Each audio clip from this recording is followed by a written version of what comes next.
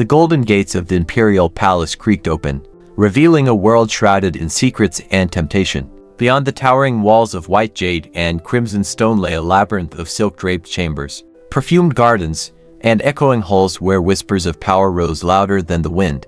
It was a place where lives were shaped by the desires of one man, Emperor Zontian. Zontian was a man of contradictions. To his people, he was a demigod, a ruler blessed by the heavens to bring prosperity and stability to the empire. To those within his court, he was a figure of indulgence and complexity. He was known for his cunning on the battlefield, his sharp mind in matters of state, and his insatiable appetite for luxury. Tales of his legendary harem, filled with the most beautiful women from across the empire, were whispered in every corner of the realm. Yet, few truly understood what transpired within the veiled corridors of his palace. It was into this world that Lin Hua stepped one stormy evening, her fate forever altered by the choices of men she had never met. She was brought in chains, her pale wrists bound tightly as rain soaked her tattered clothes. A prisoner from the distant northern provinces, she had been taken as the spoils of war after her village fell to imperial forces. Her appearance was unlike anything the palace had seen before.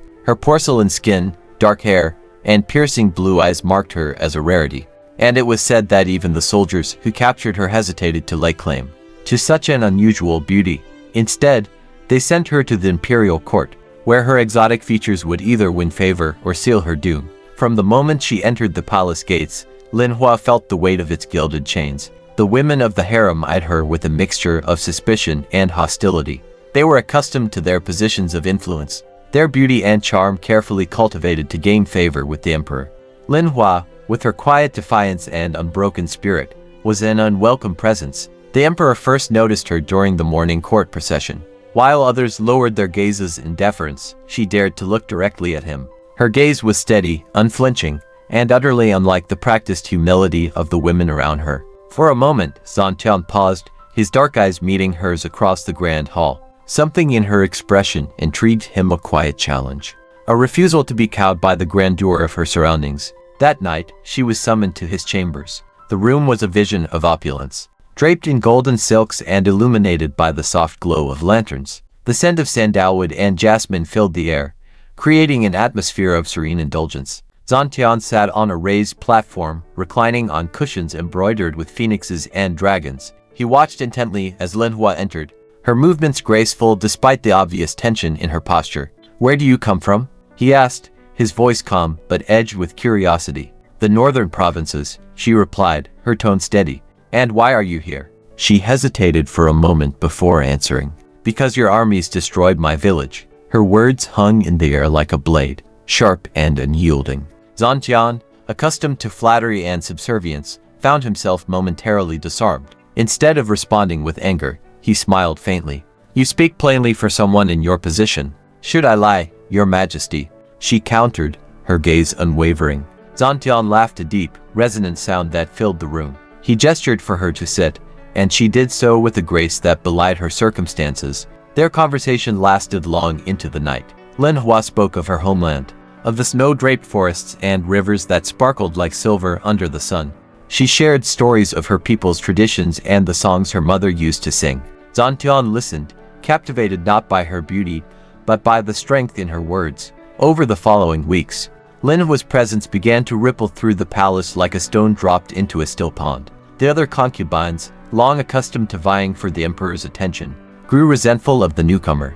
They whispered behind her back, spreading rumors and conspiring to undermine her. Among them was Lady Mei, a favored consort known for her cunning. She orchestrated a plan to accuse Lin Hua of theft, claiming she had stolen a golden bracelet, a gift from the emperor himself. The accusation brought Lin Hua to the emperor's private court, her wrists bound as her accusers pressed their case. Lady Mei's voice dripped with false concern as she recounted the alleged crime. But as Zontian listened, his sharp eyes studied the faces of those before him. When Lin Hua finally spoke, her voice was calm and resolute. "I have stolen nothing, Your Majesty," she said. "But if it pleases you to believe otherwise, then let your judgment fall upon me." Her words, spoken without fear, struck a chord in Zontian. He ordered an investigation, which quickly revealed the truth. Lady Mei and her accomplices were exposed as schemers, their plots laid bare for all to see. Zontian banished them from the court, their exile a warning to anyone who dared to challenge his authority. Despite this victory, Lin Hua's position remained precarious. The palace was a treacherous place, where alliances shifted like sand and loyalty was often a matter of convenience. Among those who viewed her with suspicion was Minister Li Wei, one of the emperor's closest advisors. A man of ambition and ruthlessness, Li Wei saw Lin Hua as a threat to his influence. He began to spread whispers that she was using forbidden magic to manipulate the emperor, planting seeds of doubt in the minds of those around her. The accusations came to a head during a grand banquet, where Li Wei publicly confronted Lin Hua. Standing before the assembled court, he demanded that she prove her innocence. The room fell silent as all eyes turned to the emperor. Zhang, weary of the constant intrigue, called for a trial. Lin Hua faced her accusers with the same quiet strength that had first drawn Zhang's attention. She spoke with clarity and conviction, dismantling Li Wei's accusations with her keen understanding of court politics. Her words revealed not only her own innocence but the corruption at the heart of Li Wei's schemes. The minister was stripped of his title and sent to the farthest reaches of the empire. His fall from grace swift and irrevocable. Through her trials, Lin Hua became more than a concubine. She earned the emperor's trust and respect, advising him on matters of state and diplomacy.